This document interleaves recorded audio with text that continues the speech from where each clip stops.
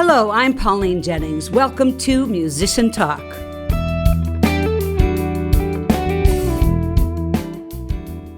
My guest today is the award-winning Rob Meany, a Minneapolis-based singer-songwriter, pianist, and guitar player, best known as the leader of the jazz-prog rock quartet Terramara. His music has been used as soundtrack for international and national TV shows. And over the past decade, Rob has released a solo album, and Terramara has released 3 albums of original songs, garnering critical acclaim and a loyal following among smart pop lovers worldwide. It's time to learn more and talk with Rob Meany.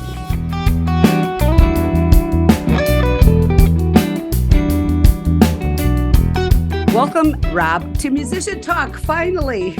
Yay, we did it. Yeah, exactly. Sick. I think I postponed this 4 times for one reason or another, mostly my health. And so here we are. And thank you so much for your patience and your flexibility. I really appreciate it. Thanks for having me and following. Absolutely. Well, I'm really excited to start here with your musical journey. If you could just start with when you first remember music being interesting to you, or when you first remember starting to play an instrument or sing. I guess the earliest memory I can think of is that I think somebody gave me a ukulele. Maybe I was 6 or 7, and I just loved that thing, and I played the heck out of it and tried to entertain people. So I think I kind of had an itch for that from the get-go. Sure. And then I think the neighbors had a piano, and we didn't have a piano when, early on. So I was just sort of intrigued by that. And I really took to the piano more than any other instrument I'd ever encountered. I never had any lessons. I was like, hey, can you just show me how to play this song that you're playing? And they were just like, literally just play the chords, and I would follow on and try to do what they did. And I learned how to play like Mandy. And so after a while, my parents realized that I was actually pretty interested in piano. So they got me lessons, and my grandparents had an old grand, and we moved that up to our house in Duluth. And I started taking lessons. Another funny little story about the piano is, of course, we went to a church up there, French River Lutheran Church, and I would always want to stay after and just play the piano because we didn't have one at that point. And I would even do is come back later and like sneak into the piano during the week, or sneak into the church during the week and play the piano. I mean, that was how much I really wanted to play, And so I took some lessons, and mostly classical. I started to, really dig the classical music at that point, which was kind of weird because most kids my age were listening to, a lot of pop music and rock and stuff. And I was carrying around, Chopin records and Beethoven. How old were you at this point? I was probably in middle school. Got it. High school. I was reading biographies of like Bach and Beethoven. I was kind of weirdo at that That's point. great, because that's such a time in your life when peer pressure is so important, and you just bucked all that with the classical stuff. I love it. I think that's why I sort of got drawn early on to like progressive rock and jazz. I listened to jazz, and that's kind of where I'm coming from. Got it. Having the drive, it sounds like you had to play piano. Learning classical is so great, because that kind of just, like I said, sets the foundation for anything really that you want to play. I think it gives you more of a rich vocabulary to work with, musical vocabulary. And so you can do what you want with that. I mean, you can still write very simple, elegant songs, or you can do something really crazy, and you can find like where that fits with your project, Right. So, okay, this was middle school. Were you involved with the bands at school at all? Yeah. So, at school, of course, they kind of push you to start playing some kind of band instrument. So I picked cornet or trumpet. And of course, everybody wants to play trumpet. So then they're like, hey, buddy, do you want to maybe do French horn because we need French horn players. Right, that's hard instrument. Oh, okay, yeah, I'll do French horn. So I switched over to French horn. I became like the main French horn guy.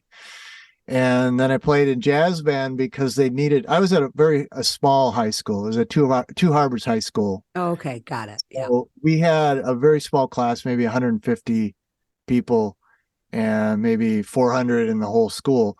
So everybody had a chance to do everything they wanted to do if they decided they wanted to play in jazz band. Well, hey, we need a bass player. So I learned how to play bass. So I just picked up. They had a bass. There was I'm just going to learn how to play bass, and then I can play in jazz band. All those teachers knew who to go to. That's for sure. Yeah, they kept me busy. I tell you, it was. I swear, half my day was doing like music stuff, which was really fun. Yeah, that's terrific, and it's great that the teacher saw that in you and knew that you could probably handle learning a new instrument. Yeah, they were very encouraging. I was pretty happy in that environment. I think it was I had some good mentors. So playing all this music in high school then, was it on your brain that this is what you're going to do for a living? I think I wasn't even thinking about a career. Sure. But I knew that I liked music a lot and wanted to do it. So I guess I was sort of planning to continue my studies, So yeah. You probably know I went to St. Olaf College. So I started doing piano lessons again. And I did the band with French horn and jazz band with piano. And the interesting thing there was I just couldn't find my niche. I just couldn't see myself in a traditional music path, which so many people that I was going to school with really, if they're doing music, they're going to do either performance or they're going to be a band director, choir director, education. I just wasn't feeling it. And at a school like St. Olaf, rather than, rest in peace, McNally Smith, when you say performance, does that are you pigeonholed into performing kind of classical stuff or with an orchestra? It's just not, there's just not that many schools out there for people that want to play contemporary music. Yeah. Exactly. And, that was probably why I couldn't figure out what I wanted to do, in a way I sort of reached a dead end there. And I actually dropped the music major and finished with an English major, which is super helpful.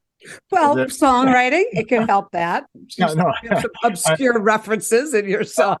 Of course, yeah, I'm joking, but those humanities majors are always a little tough sell when you're looking for a job. But I gotta say, I really enjoyed St. Olaf. I got a good education. I met a lot of really cool people. My son is going to St. Olaf. So I got done with there and I was like, okay, I don't know what I want to do. So I'm going to go to Japan for a couple of years. Of course. Yeah. So, right. Doesn't everybody? Exactly. And, so there was a group of us, actually, a small group of friends from St. Olaf. We all kind of decided to do it. And in some ways I was able to use my music to teach English. Because I brought my guitar and I played at church and I played piano and taught people how to sing English songs. Yes. That was sort of a tool. So I was able to continue doing some music over there. But when I came back, I guess I'd have to say I almost sort of just gave up on doing music. Wow. And I just sort of said, I got to find a job, and so I kind of kicked around doing some corporate type jobs. I did some PR jobs, writing, marketing. But after a while, I was kind of feeling the itch, and I went back and I bought myself a keyboard, and I started to look around for some bands to play in. So I started playing as a sideman in some local bands. Got it. First, like a cover band, then a friend of mine had a original band. I played in that, and then I started to think, well, why can't I write some songs? I hadn't really started writing songs until like after college. Wow. So I was kind of a late bloomer in that respect. I started started writing songs, and I thought, well, I mean, I kind of can sing. I wasn't like a big singer, to be honest. Really? And part of this, of course, is that I was extremely shy, and so I didn't want to like get in front of people and sing. It just at that point, There's something about singing that makes people more vulnerable than playing an instrument. Or people that play instruments, it seems like sometimes have so much anxiety about singing because you feel so much more vulnerable. I don't know what it is. yes, Yeah. no, you feel very self-conscious about your voice, you know. For me, I didn't feel like I really had a strong voice, but I did feel like I had some ability to write songs. And so I went with that, and I started to put together a little, at this point, cassette tape, right, Right, of my right. songs. And then I would like send that out to people. And I took out an ad in the city pages. If you remember that back in the day, we didn't I have do. internets, and get people interested via an ad like, hey, do you want to be part of my project? These are the songs we're going to do. And so I started my band Terramara back in, I think it was 98, 99, through the city pages. And I recruited a bass player, guitar Cool. player, drummer. We played a lot of shows and started thinking about recording an album.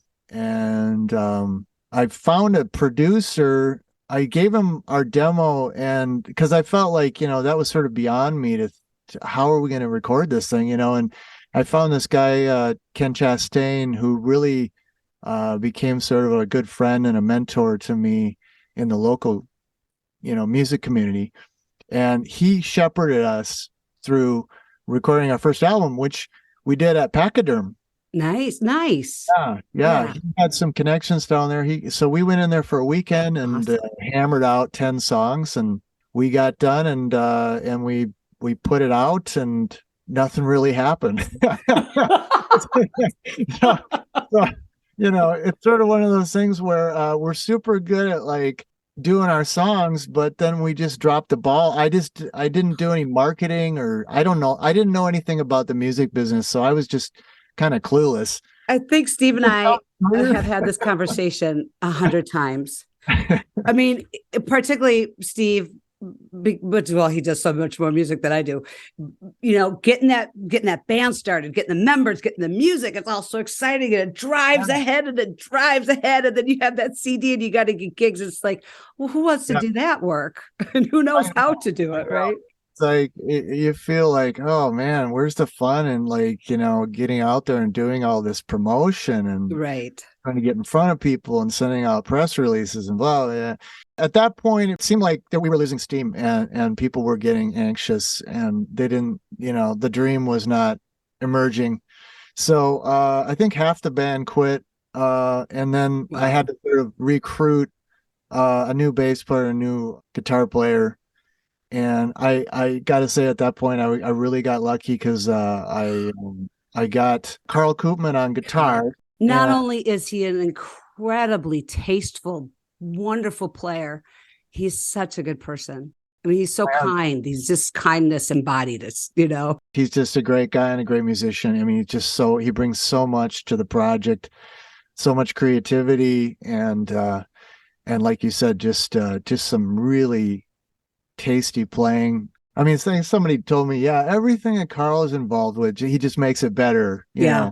I would say the same thing about my other guys too. My drummer, Dave Thomas, went to St. Olaf as well. He Nice. actually has been with the project since almost the get-go. So I have to give him praise for just hanging in Yes. there. And Woo-hoo! he's an amazing player too. And we're still playing. And then I got James Towns on bass. And so this is the permanent lineup now. This is from 2006 on.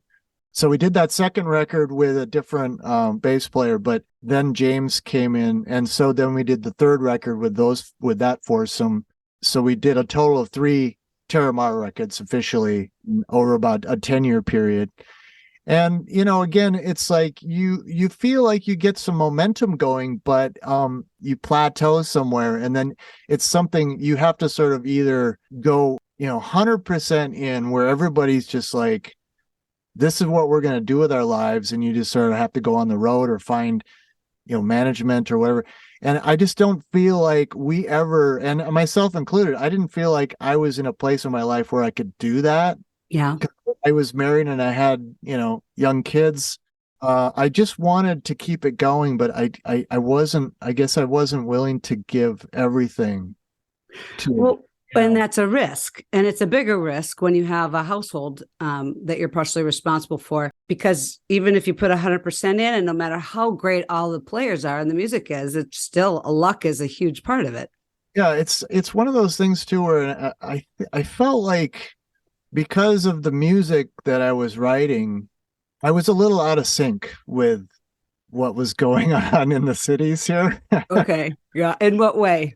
We weren't really a bar band and we weren't really playing the style of music that is popular around here. Do you think now it's different? I mean, currently in the 2020 in the 2020s, do you think it's different? It's evolved in a different way. It's like I don't think we're ever going to go back to where, like, I kind of put myself in that sort of jazz rock, prog rock, sort of overly sophisticated pop sort of genre. And I don't know if that's ever going to come back, but I think what we're seeing now is like a global sort of dance pop sort of genre. I mean, rock itself has kind of become a smaller niche. Oh, interesting. So even that seems to be taking a backseat to some other genres. And that's all good. I mean, people's tastes change. You just sort of have to see if you still can find an audience. I mean, I feel like there is an audience for this music. It's just you sort of have to really dig to find those people. And Sure. a lot, some of our biggest fans are over in Europe. I don't want to pigeonhole us either. I mean, I think we've got a lot of appeal, I would think, to just people who like just good pop music. Well, the two songs we're going to listen to today certainly, I think, would appeal to a wide audience. They're so appealing. And this first one you're going to play is called Beautiful Circles. And going back to, you not being a singer, thinking you weren't a singer. Wow, you really did a great job training yourself because your voice is beautiful. And not only that, your range is incredible. So, yay on that worked out for you. When you decided to start singing, you actually had a great voice. Take us through, first of all, your process of writing a song. I am a music first guy.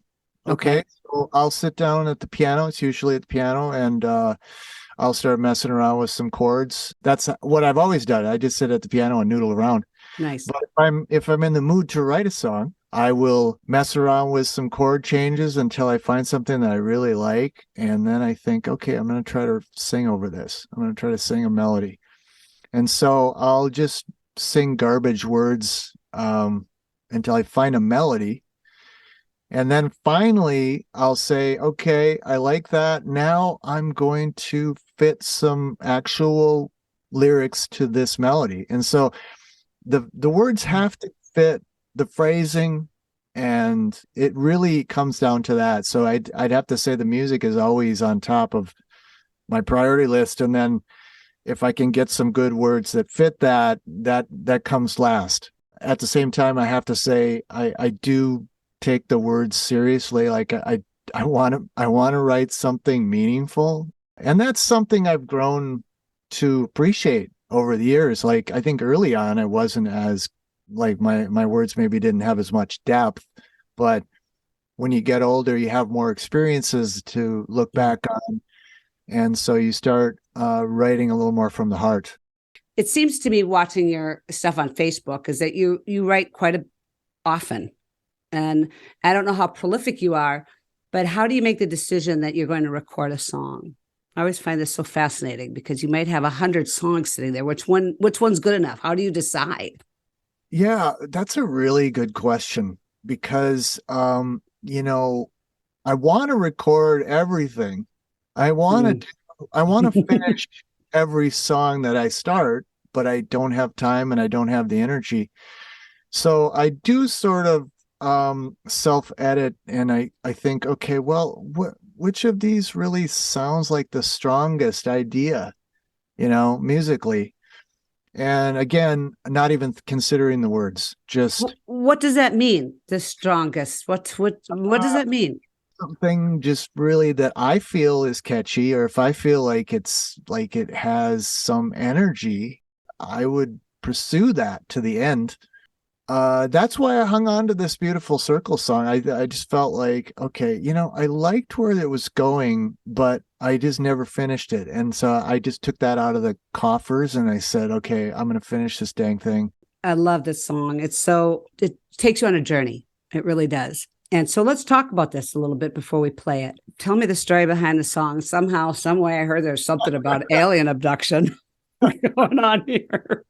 I hope you weren't expecting to hear that I was abducted, but I'm so glad you aren't. You weren't, I mean. I'm always looking for something unusual to write about because I've been doing this for so many years.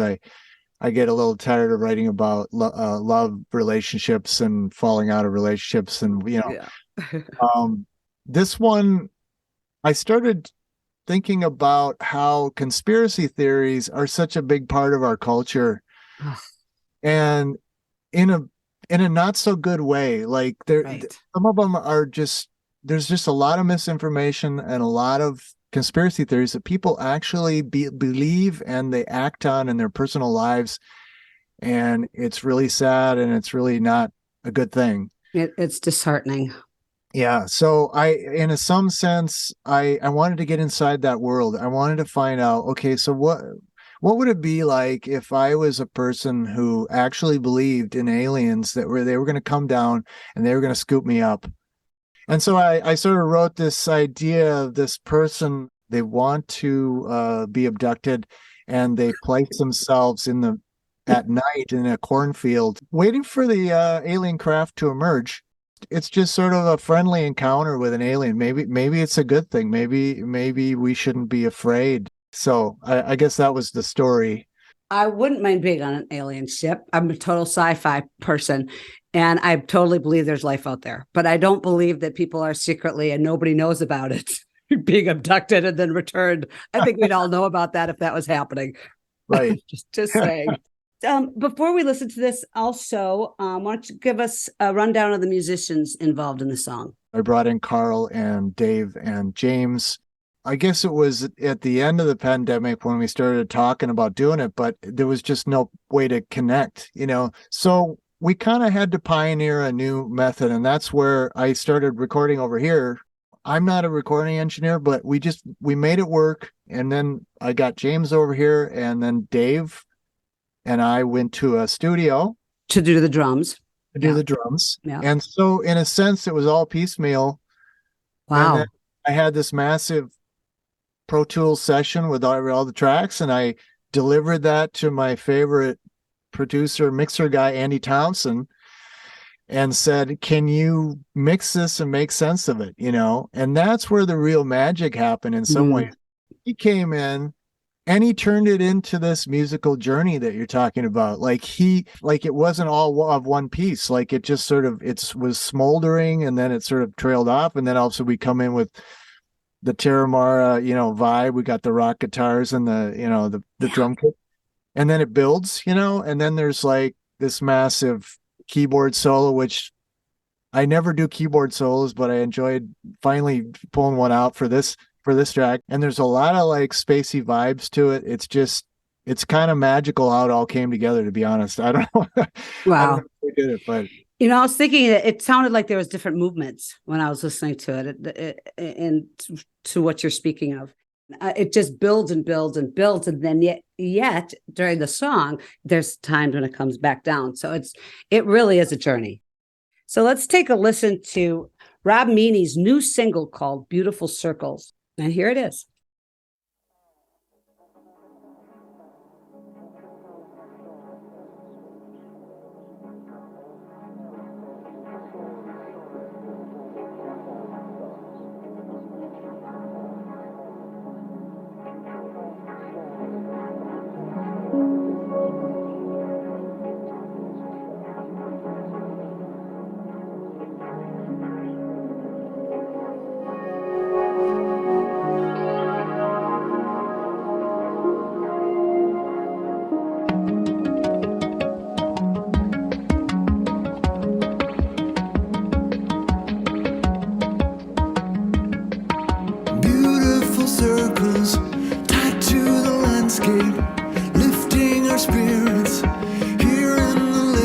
dark.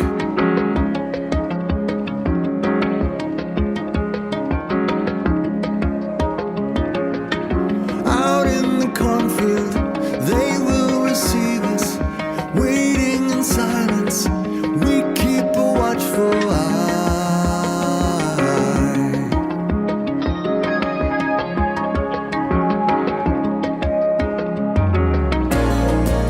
And you and I, we can't explain. The message is so clear,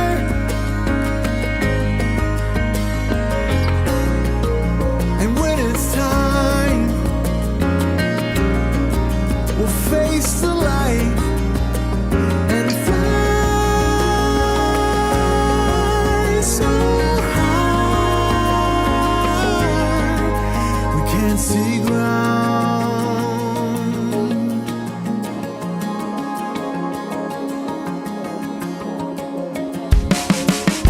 Midnight approaching, we feel the trembling.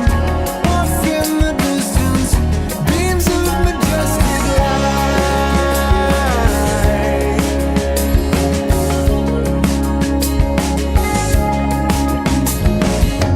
Spangled reflections, sparrow directions.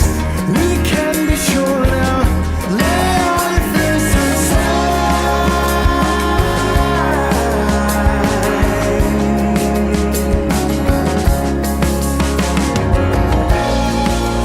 Hypersonic,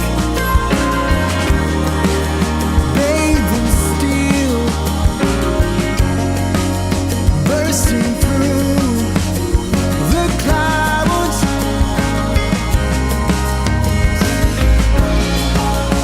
Incandescent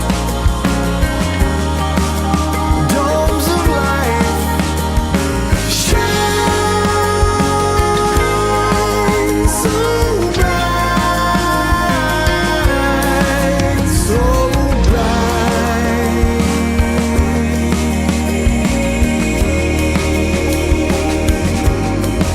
We close our eyes.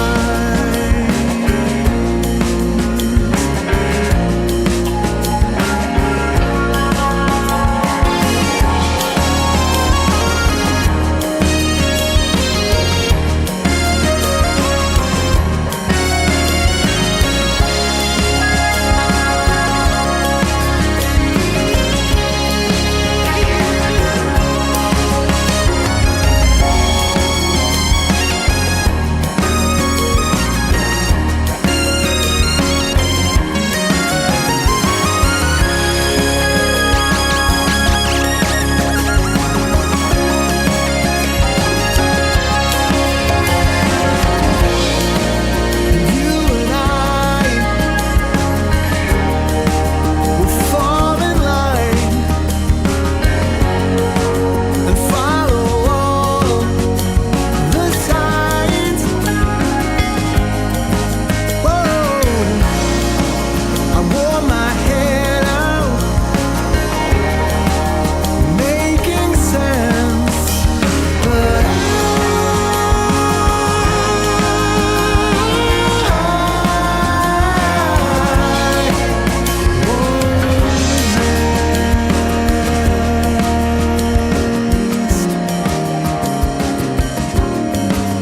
join the mind.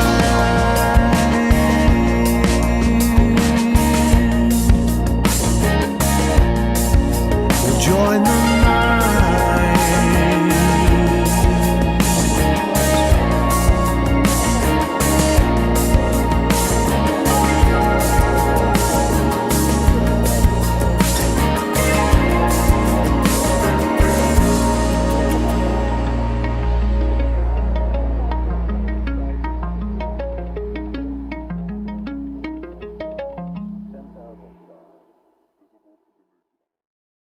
This is Pauline Jennings, and you're listening to Musician Talk. You just heard Beautiful Circles, a new single by my guest today, Rob Meany, along with some friends from Terramara, some players from Terramara who played on it as well.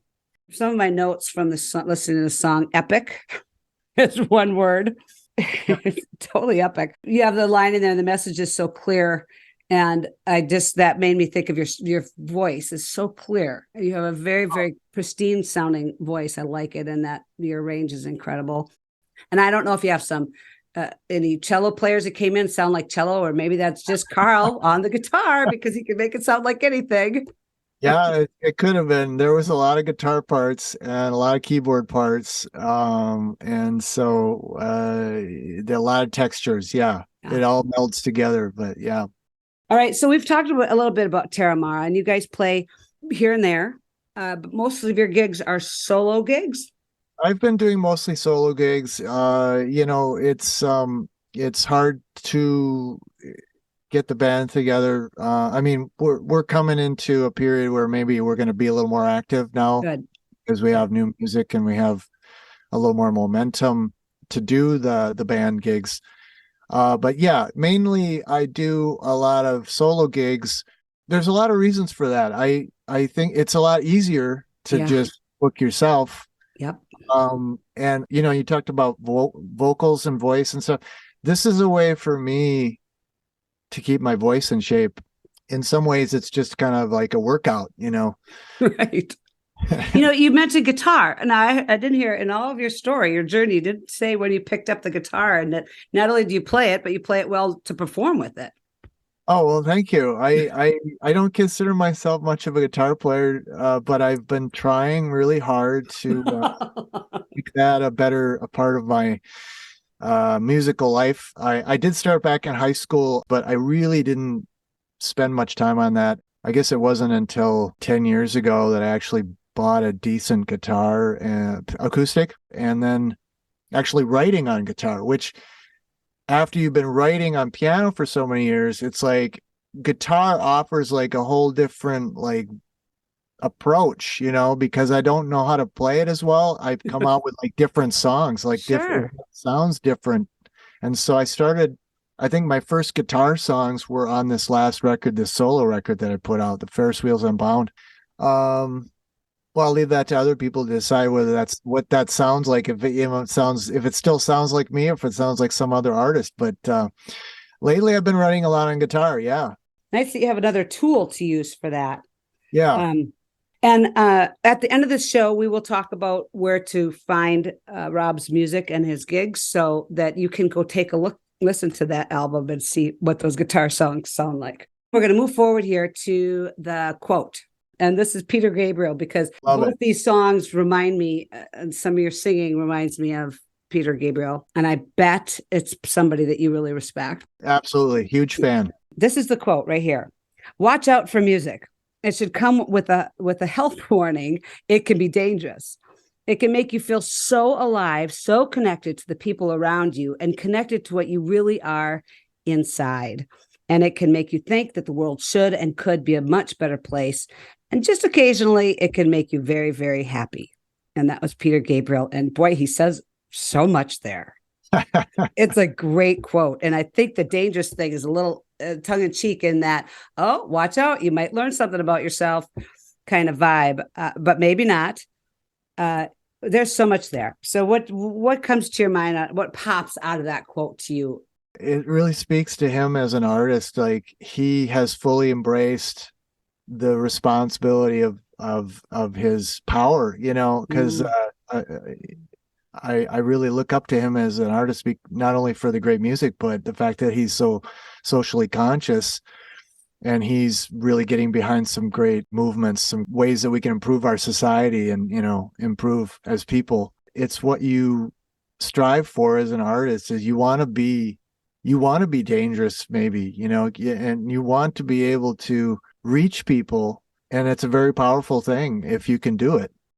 There's the part in this about creating change, maybe in our culture and society, maybe politically, through music, which has been done throughout the ages, probably since the beginning of music. Music connects to your emotions, so you might hear it differently, maybe allow an idea into your brain that you wouldn't allow in if it didn't come through music. Also, there's this part of the quote about being dangerous and coming with a health warning, because you might learn something about yourself. And so was that different? This probably is different for the musician playing the music as opposed to the audience listening to it. And how do you think of those differences? It's a two-way street. You put out some vibes, you put out some songs, and you see how it affects people, and then it does change you as a person. You're like, oh wow, I didn't really think of it that way. I mean, these songs take on a life of their own. Yeah. Once they leave the station, people have totally different ideas about what the song is about and what it means to them than what you intended. Right. I think that's one of the craziest things is like they might interpret it totally differently depending Right. on their experience and what's going on in their life. Right. And in fact, sometimes the words aren't even that important. It's just the overall vibe of the song and the time that they were listening to it in their life. And also the collectiveness of it at times. And you might have a room full of absolutely opposed people politically, absolutely opposed on social agendas or social issues. And yet you can be in a room and all sing the same song together and feel the same thing kind of, and share that moment. And if we can share that, couldn't we figure out a way to share all the other stuff too? Yes. I mean, and maybe music's the key. I don't know. Touched on a very important thing. Yes. Yes. All right, Rob, we got to keep moving here. And I want to introduce people to Cover of Snow, which also is a really beautiful song.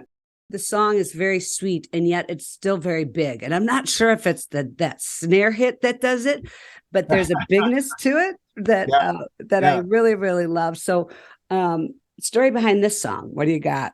Yeah. Okay. Well, this one has an interesting backstory because at the time I wrote it, I was invited to be part of this contest. It was a songwriting contest. You had to write a song in 36 hours. So they invited us to write on the topic of snow. Okay. And that was our assignment. There's your prompt. Yep. You go home, you write a song, complete it in 36 hours, and you come back down to the Bryant Lake Bowl and perform it. So it was all very, very quick. So I sat down and I thought, how am I going to crank out something of quality in that amount of time? But turns out I worked well under a deadline. So nice. It was weird because it was like, wow, maybe I should do this more often. I'd get more done. I think the reason it worked is because of the pressure. You really, it focuses your mind, and it also makes it so you can't stray into a lot of crazy avenues. You just write a very simple song, and it kind of fit the lyrics too, because it kind of fit with the vibe of snow and winter and silent, stark environment in the winter. Right. What really helped was maybe just adding strings. Okay. And that kind of created a different vibe to the song. And that was kind of the fun part, is working with a string quartet on this. I had the Laurel String Quartet. I was wondering if it was live, because it certainly didn't sound like pads on a synthesizer. Yeah, nice. Oh, that's what, yeah. Yeah, so nice. I put that in there, and I had the Terramara guys play as well. And as you can see, they can really approach any song with the right attitude and the right vibes. So they were able to put down some really tasteful parts on that as well. Another word I thought of when I heard it was expansive. Kind of makes you feel like your chest is opening up. If people have heard me say this before on the show, there are some songs that do that, where you feel like you're just opening up. And that felt like this song did that for me. And we'll talk a little bit more about it after we listen to it. So here is Cover of Snow, an original song written by my guest today, Rob Meany.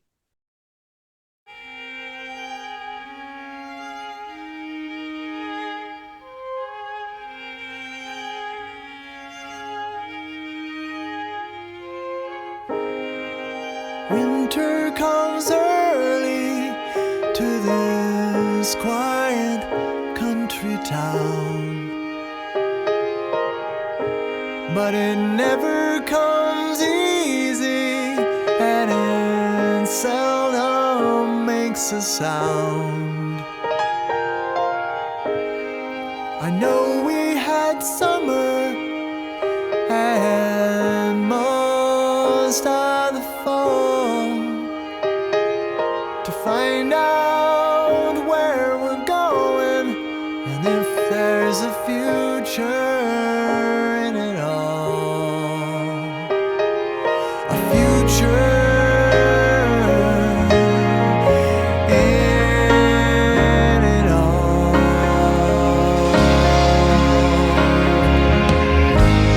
And the cover of snow makes it all so clear. And the cover of snow makes the messy parts disappear. In the cover of snow, I am finally frozen out. In the cover of snow.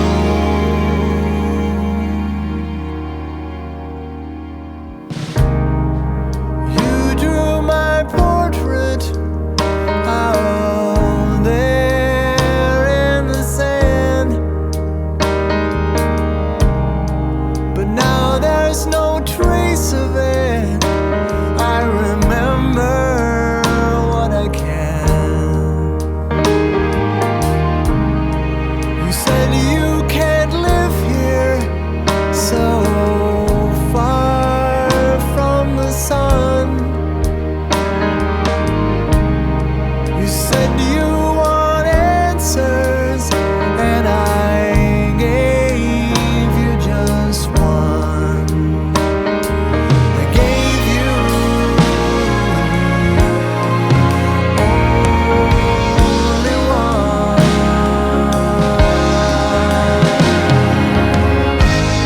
And the cover of snow makes it all so clear. And the cover of snow makes the messy parts disappear.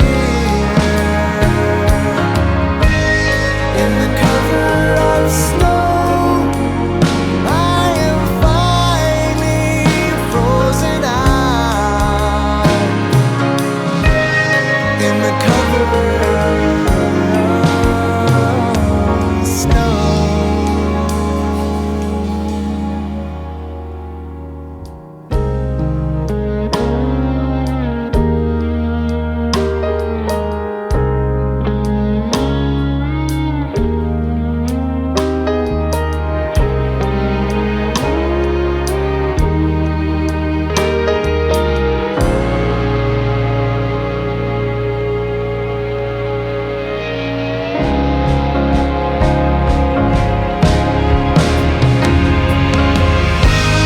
And the cover of snow makes it all so clear. And the cover of snow makes the messy parts disappear. In the cover of snow, I am finally frozen out. In the cover of snow.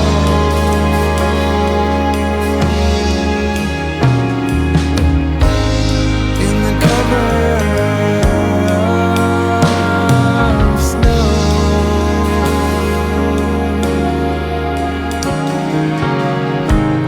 In the cover of snow.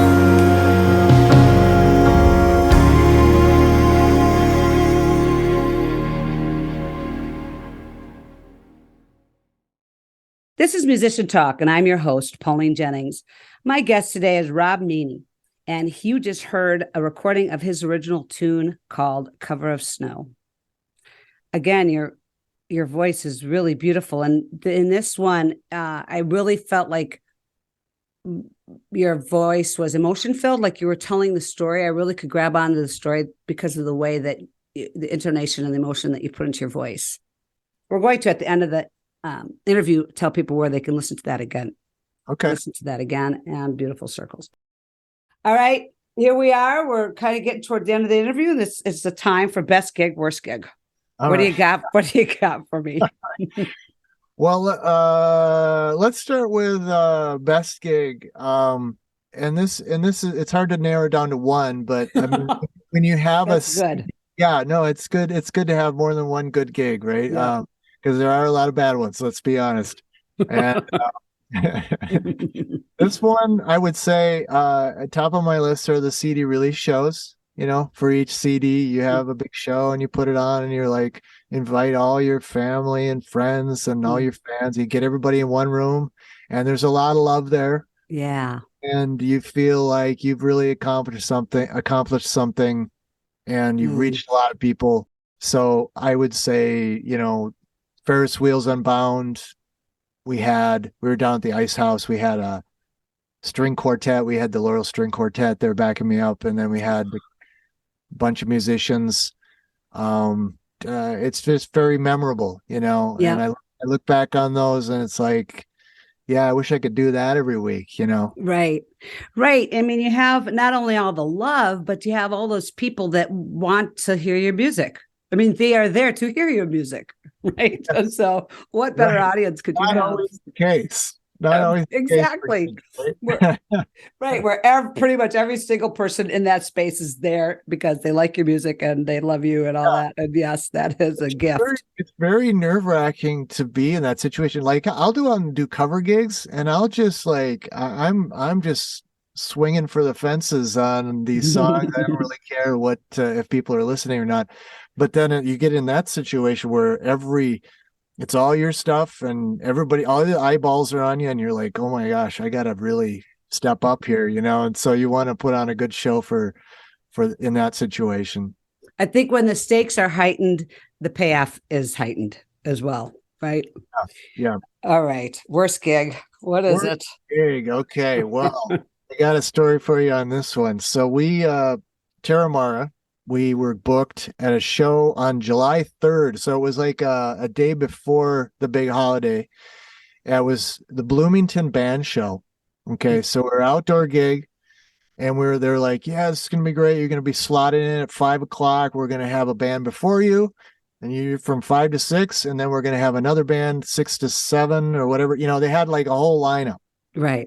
So we get there, we set up, starts to look a little threatening, the weather, right? Okay, so we're like, okay, well, we'll just watch it, you know, we'll be fine. We get up there to start playing. I kid you not, as soon as we start playing, complete downpour. Oh no. Complete rainstorm, just washed it out. Everybody left. We were on stage playing because we're dry, you know. Because you're covered, right? We're covered.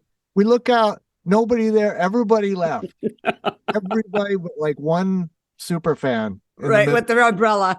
Yeah, he's like completely drenched, enjoying himself, but that was just the one guy. And then by some miracle, we finish our set, sun comes out. Of course. And all those people that were sitting in their cars, hoping that would be the case, came flooding back, I bet. He came flooding back, and the next band started setting up, and I'm like, great. That worked out perfectly for us. That was thanks, everybody. The good news here is that it's the worst gig because of weather, not because anybody's performance or somebody didn't show up. It had nothing to do with you. That's good. Those are always the nightmare scenarios, right? If somebody doesn't show up, that's what I have nightmares about. It's like I'm not ready. I lost my equipment. My car broke down. Whatever you've got, you know. There's a million of those scenarios. Right, exactly. Okay, Rob, it is time for you to tell us where people can find your music and your schedule. I know that you have people, get your pencils out. I know that you have a couple gigs close by here in May. Beginning of May 5th at Barley and Vine in Lakeville, and the 19th at 10,000 Drops in Faribault. If I could add one more to that. Yes, please do.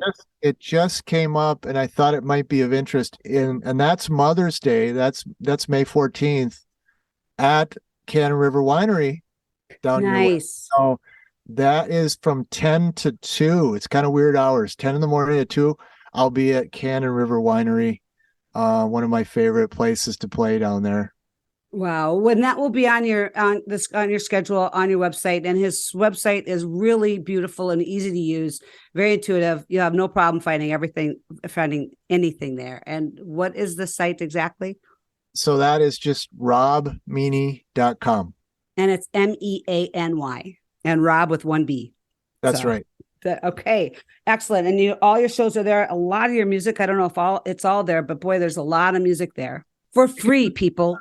You really can't download a lot of it for free. All we're asking is maybe join the mailing list. I've started making a lot more lyric videos and just videos in general on YouTube if you want to find our music there. I did also add all of our catalog to Bandcamp. Okay. So you look us up on Bandcamp. And that one offers, really high quality digital downloads in any format that you want. So that's, some people like that. Some people are old school. And so, yeah. They still listen on a stereo as opposed to their phone, where it just doesn't make much of a difference. And we do have CDs available if you want to go even more old school. Right. Exactly. Well, thank you so much, Rob, for, again, your flexibility in getting this interview done. I'm so very happy to meet you. And thank you so much. Take care. All right. Bye-bye for now. Many, many thanks to Rob for sharing his incredible music and musical insight with us today.